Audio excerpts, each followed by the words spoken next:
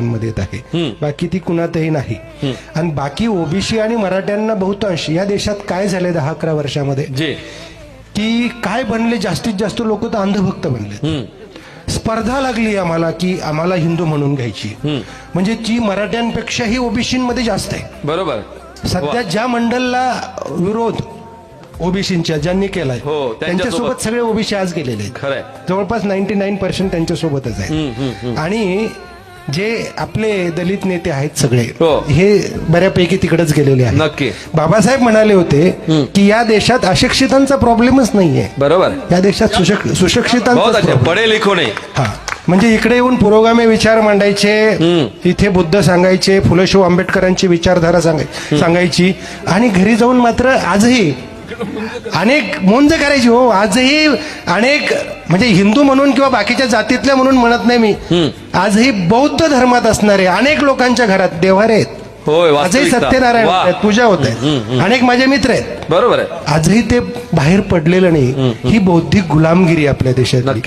ही बौद्धिक गुलामगिरी जेव्हा जोपर्यंत बाहेर पडत नाही, ज्या पद्धतीने होत नाही. बाबासाहेबांच्या 22 प्रतिज्ञा आहेत, किती लोकांना माहिती आहे, किती आम्ही समजून घेतोय.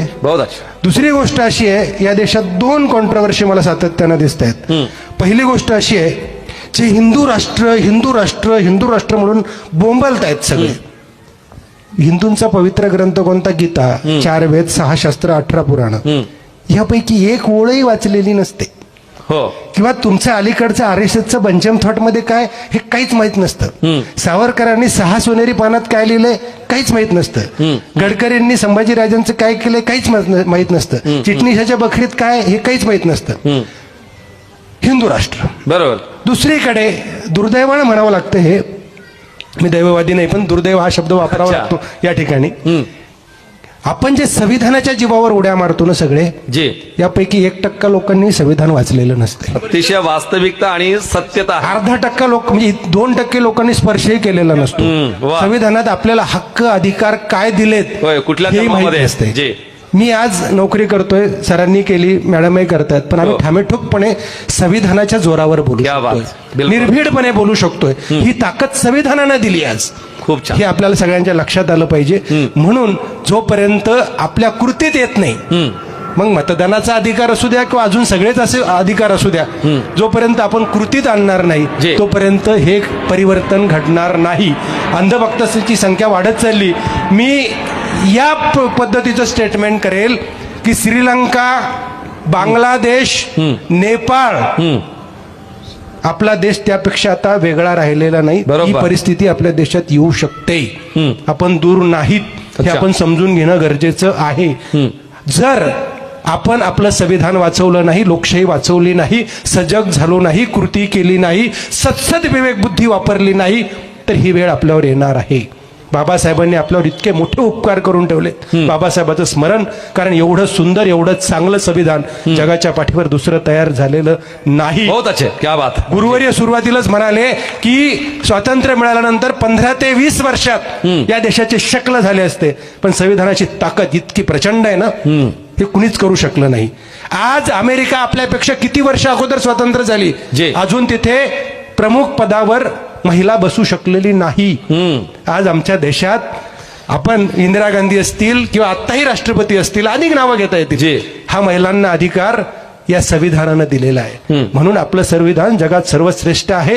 हे जर आपण जपलं नाही, सांभाळलं नाही, सत्सद विवेक बुद्धी जागृत ठेवली नाही, तर ती नेपाळची वेळ सुद्धा आपल्यावर यायला वेळ लागणार नाही, किंवा पाकिस्तानची वेळ सुद्धा आपल्यावर यायला वेळ लागणार नाही. संविधान धोक्यात आहे काय? Yes sir. माझ्या अमेरिकेतल्या एका मित्राचा फोन आला, बोलू लागलो आम्ही. मी त्याला म्हटलं, परत एकदा तुम्ही ट्रम्पला, तुमच्या एवढ्या सुशिक्षित राष्ट्रानं परत एकदा ट्रम्पला राष्ट्राध्यक्ष करावं. ते म्हणे आमचं सोड रे, तुमचं काय. अरे मी म्हटलं ठीक आहे, आम्ही विकसनशील आहोत, आम्ही तेवढे ज्ञानी झालेलो नाही, अजून आमच्यात जनजागृती व्हायची, शिक्षण नाही झालंय. ते म्हणे ते नाहीये, तुमच्याकडे होणं अपेक्षित नव्हतं, आमच्याकडे ठीक आहे. म्हटलं असं कसं? अरे आमच्याकडे कुठे फुले शाहू आंबेडकर झालेत म्हणे, तुमच्याकडे झालेत ना. हे आपण लक्षात घेतलं पाहिजे. आणि माझं महत्वाचं एक वाक्य मला असं वाटतं की जग सध्या हुकुमशहाच्या उंबरठ्यावर आहे. म्हणजे तिकडे पुतीन आहे, इकडे झिम्पिंग आहे, बरोबर, तिकडे किंग जॉंग आहे, इकडे ट्रम्प आहे. जपान सारख्या बुद्ध राष्ट्रामध्ये सुद्धा गंभीर धोके आहेत सगळे. आणि आपल्याकडे तर या सगळ्यांचा बाप आहे. ह्या म्हणजे आमच्याकडे पहिलगाम घडवलं जातं, आमच्याकडे पुलवामा घडवलं जातं. म्हणजे पुलवामाला 3.5 क्विंटल RDX 200 किलोमीटर गाडी आत घेऊन येऊच कशी?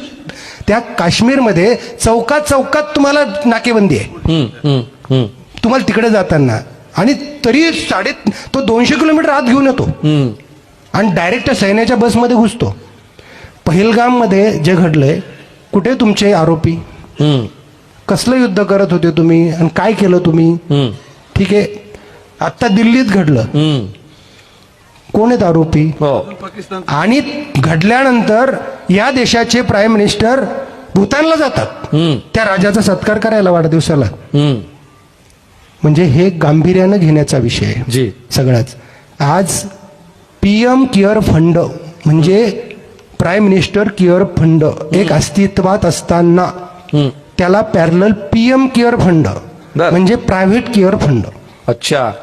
त्याच्यात सगळे अदानी, अंबानी, मित्तल, गोदरेज, टाटा, बिर्ला ही भांडवलशाही व्यवस्था तयार झाली आपल्या देशात सगळी. बरोबर. देश हेच चालवत आहेत आणि हे सगळे तिथं पैसे जमा करत आहेत आणि कितीतरी लाख कोटी जमा आहे.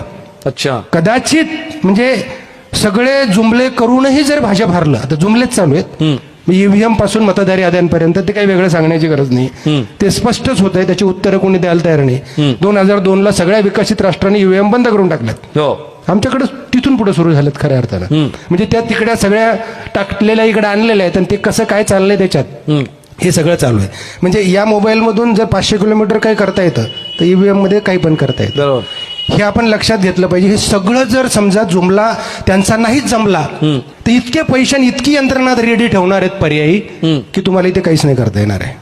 तो पैसा तिथं जमा होतोय कितीतरी लाख कोटी. अच्छा. हा, म्हणजे मोदी PM झाले या देशाचे, त्या दिवशी या देशावर 50 लाख कोटी कर्ज होतं या देशावर. आज ते 250 ते 300 लाख कोटीवर पोहोचलेलं आहे. हे आपण हे कशासाठी? म्हणजे जन्माला येणाऱ्या लेकराच्या नावावर पण कर्ज राहणार आहे सध्या आहे. त्यामुळे आमचा हा वरतून नुसतं दिसतंय, आज सगळं पोखरल्या चाललंय. अच्छा. पोखरलेलं आहे. एक दिवस हे सगळं उद्ध्वस्त व्हायला वेळ लागणार नाहीये. त्यामुळे हे उद्या या सगळ्या वैचारिक लोकांना, या सगळ्यांनाच ते वाचवायचंय. आणि जर आपण हे वाचवलं नाही तर वाट लागायला वेळ लागणार नाही. अर्थात संविधान धोक्यात आहे. फक्त जाता जाता बाबासाहेबांची कृतज्ञता म्हणून 4 ओळी म्हणतो की धन्य धन्य भीमराया, मला तुमचा स्वाभिमान, पारतंत्र्याला झुगारून केलेस आमचे जीवन प्रकाशमान. थोर तुमचे उपकार पदोपदी मला जाण, भारताची भीमस्मृती आमचा तुम्ही प्राण. दाविला सुराचा मार्ग महान, तुमच्याच चरणी लीन असावं हीच आमची ताण. क्या बात आहे. जोरदार टाळ्या.